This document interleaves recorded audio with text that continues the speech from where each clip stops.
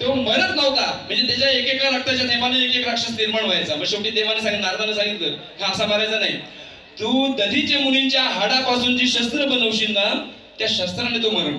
आणि मग दधीची ऋषींना विनंती केल्यानंतर त्यांनी म्हणजे शरीर आटवलं, हाडं बाहेर काढली आणि त्यांनी आपल्या हाडापासून सगळी शस्त्र बनवली. एवढी गड्डीच्या गड्डी झाली, आहे की नाही, आहे ना.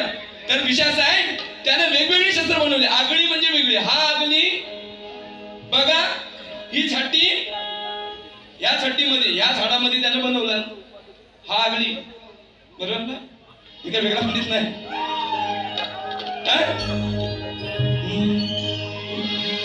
हे नाचतोय वाघ माझ्या वाडी मधी, पोराला दरड म्हणून लगेच नवीन गाणं आलं की जरा मजा असेल, आहे की नाही. कसं घेतो बघा, शस्त्र ही बनवी गटी मधी, हा आगळी बघा, ही छट्टी मध्ये, ही जी शस्त्र आहेत ही छट्टी मध्ये आहे ना, ही जी शस्त्र आहेत ना, ही शस्त्र हीच हड्डी मध्ये, शस्त्र जी आहेत हीच हड्डी मध्ये, ही चड्डी मध्ये, ही चड्डी मध्ये म्हणा,